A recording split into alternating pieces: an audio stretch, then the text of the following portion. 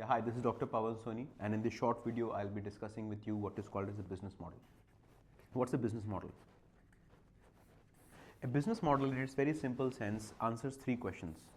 The first question that it answers is, how does a business generate value? What are the value generating activities? Now, value is something which is delivered to the customer. The second thing is, once the value is generated, how does the business deliver value? What are the value delivering activities towards the customer? And finally, once have generated the value, delivered the value to the customer, how does a company appropriate value?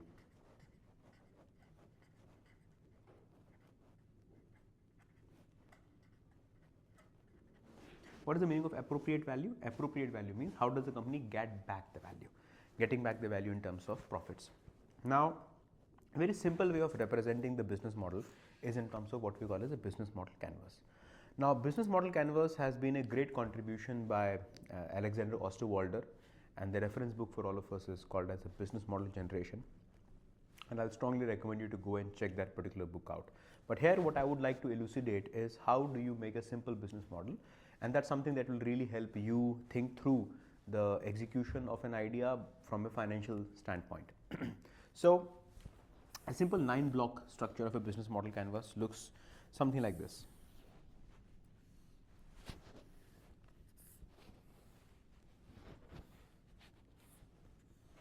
Let me explain each of these elements to you.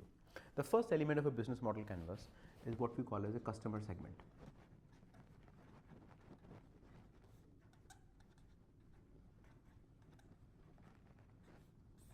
Now, what is a customer segment? A customer segment is essentially all the customers who you want to target. Now, you need to be very clear about who your customer is and who your customer is not. And I think the more important question is who is not your customer. So you can divide your customer with respect to, firstly, whether you are a B2B company or a B2C company. Then you can think of your customers in terms of demographics. What is demographics? Demographics essentially mean the age, gender, marital status, family income, educational background, etc. How many people in the family. Then you can have something called geographic. Geographic is with respect to tier 1, tier 2, urban, rural, inside India, outside of India, which part of the city, etc. Then you have psychographic. What are psychographics? Psychographic essentially entails all the elements that define the attitude of the customer. Are you risk pro, risk averse? Are you more willing to take a chance? Are you conservative? You are extrovert, introvert, etc. And this is a very important factor in terms of sales to the consumers. You can even add things like usage frequency. How frequently the product or the service is being used. Is it daily, hourly, monthly, weekly, etc. And depending on the usage frequency, you can appropriate the customer. This is not a laundry list, but there are various ways in which you can define the customer. So I think this is the starting point of a good business model canvas, which is to know your customer and also know who is not your customer. Because what happens often is that we are wanting to please everybody and anybody, and in the process we are ending up pleasing no one or addressing nobody's problem. So knowing who is not your customer is a very critical aspect of a business model canvas. Then we talk about the customer relation.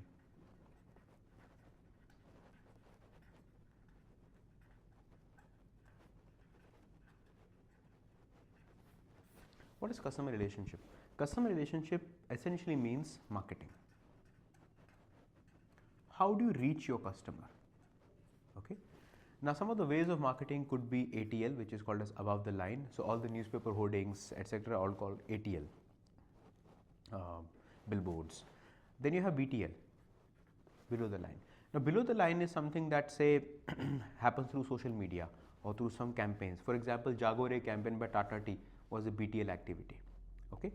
Or for example, some of the social campaigns that organizations do. Amul's very creative ads that come basis some social situation are again examples of BTL. There are hoardings, of course. Then you can think of emails. Okay, what kind of email campaigns are we running? We can think of meetings. Okay, conferences. etc. So all these activities are your ways in ensuring that the customer comes back to you. You can have loyalty program, you can have referral program. Okay, these are the activities of customer relationship. However, we have to also look at the way you reach your customers with respect to your physical product or service, and that is what we call as a customer channels. Customer channels is nothing but sales. What kind of sales mechanisms exist? We can have direct, like something like Eureka Forbes has a direct sales network, or Amway has channel marketing, okay, where you have a multi-level marketing. You can have wholesaler, retailer, distributor kind of a model, which most companies have. You can have purely online, you can have offline also. You can look at an Amazon kind of a platform, or what we call as an aggregator kind of a platform. All these are the various sales channels which are available to you. So you need to know that how will I be reaching out to my customers. Then the heart of the business model canvas is what we call as the value proposition.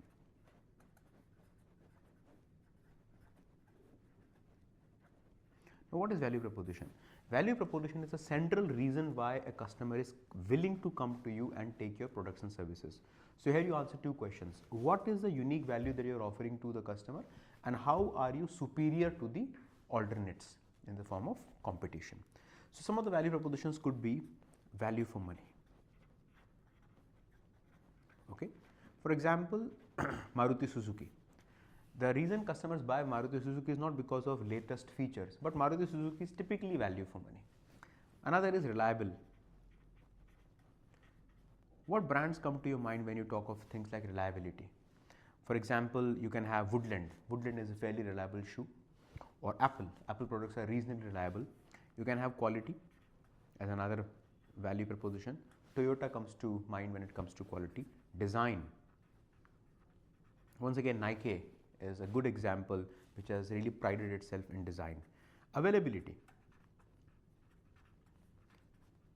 Something that you will always find wherever you go, you will possibly find it always being available. Bisleri. Bisleri is always available at every part of the country. You will always see a Bisleri bottle, so it has made its mark like that. Robustness. Royal Enfield comes to mind. Convenience.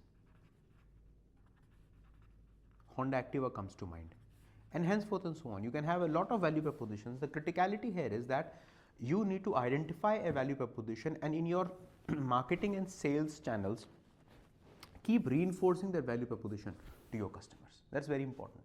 Once you identify that I want to be known for quality or convenience or robustness, availability, value for money, or peace of mind, for example, could be another thing. Peace of mind. For example, State Bank of India can be peace of mind.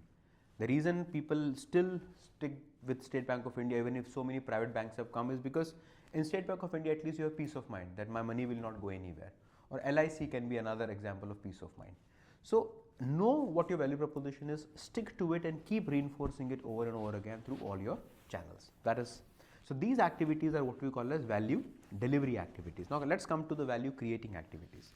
So one of the first value creating activities means key activities. What are the key activities that the organization does? Now the key word here is the key. What are the activities that you have to do and in which you are different and which you cannot outsource? So some of the key activities could be branding, okay, manufacturing could be another key activity. You can have training as a key activity. Okay, hiring could be a key activity. Product design could be a key activity, or maybe R&D could be a key activity. But you need to know that things which at any cost you are not willing to concede and willing to give it to somebody. Or you can think of what we call as, to support these key activities, what we have is called as key resources. Now once again, the word is key. So what are the key resources that you are really focusing on? So one of the key resources that a company could have is, say, money. Money could be your key resources. You can have natural resources like mines, localities. You can have talent. Brand is another very important store. intellectual property, okay, or patents, etc., etc. So know what are the things that you are thinking of as indispensable, and things which you think are dispensable in the sense that they can be outsourced comes to this category called as key partners. Who are your key partners? Key partners could be the people whom you really want to work with as your outsourcing agents. So these could be, say, IT. You can have a very important IT partner. You can have a bank who does financing for you. You can work at your logistics partner, for example. If you don't want to really get into logistics, you can have maintenance company, etc., etc. So know the guys whom you would be working with to outsource the business or to sort of ensure that there is a synergy. At the bottom is your value appropriation. This part is called as value delivery. This part is called as value generating activities. At the bottom you have something called as a value appropriation. On the value appropriation side, you would have something, the first thing could be cost structure. What's a cost structure? A cost structure is a piece that talks about what are the various cost heads which you have. So one of the cost heads you could have is your fixed cost. Whatever are the costs that do not depend upon the production. For example, if I am running a factory, my fixed cost on the factory could be all the machinery and equipment. Now whether I am running it or not, I still have to pay for the machinery and equipment. But my variable cost could be electricity. If I am running the factory that day, my electricity is on. If I am not running, the electricity is off. Similarly, in many cases, the white collar job salary can be fixed cost. Blue collar job salary can be variable cost, because if white collar jobs is absent, you still pay. But the blue collar job is absent, or depending upon the number of hours they work, you do not pay. You can have a variable cost. Then you can think of cost of salary. You can think of cost of customer acquisition, sales cost, marketing cost, okay. You can look at the commission that you are paying, rental you are paying, and these various costs that you write down, it gives you a sense of how much is my burn monthly. On a monthly basis, how much money I am burning. Okay, once you get a sense of it, then you will understand that is my business really viable, or should I really cut down on some of the aspects. And finally, I have revenue streams.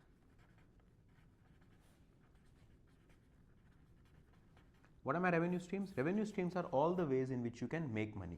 Now, in my articles, I have spoken about more than 15 revenue models, and I'll just give you 2 or 3 very simple revenue models. One is called as asset selling. So asset sales is a revenue model when you are, say, a mobile phone company. So as a mobile phone company, you sell a mobile phone to a customer, and that's an asset sale. Customer gives money to you. Second model is subscription model. A subscription model is what something like Netflix works on. Netflix, you buy a subscription for, say, 650 rupees and you watch movies. Now there is no asset sale. They are not selling a movie to you. They are selling the right for you to watch a movie. Then you have pay as you go. Pay as you go or pay as you use is what a mobile operator does. A mobile operator is not a subscription model, because you pay only for what you talk. Then you can have a razor blade model. What's a razor blade model? Razor blade model is something that Gillette adopts, or like HP adopts. So what Gillette and HP do is that the main product can be sold at cost. For example, the HP printer can be sold at cost, but the real profit HP makes is in the cartridge, the ink cartridge. Similarly, Gillette will end the handle for you at cost, but they'll make a killing on the blades, because blade is a recurring purchase, and henceforth and so on. So there are a lot of business models. Or for example, another business model is called as freemium. A freemium business model is something like what say LinkedIn users or Truecaller users. So the basic service is free, but if you want to get rid of ads, you have to pay something which is premium. So free plus premium, and henceforth and so on are various business models. So what you look over here is a very simple caricature of how your business can look like, and this exercise is very insightful exercise, because it gives you a perspective on how to run a business. You start with the customer, how to have relationship with the customer, how to reach to the customer, why should customer buy from you, what are the activities that you must do, the key resources you need, your partners, how does your cost structure look like, and how does your revenue, and between the cost and revenue, the delta is your profit. So I hope this video was useful to you, and I would really appreciate if you can adopt this into furthering your business plan and model. Thank you so much. This is Dr. Pavan Soni here. Take care.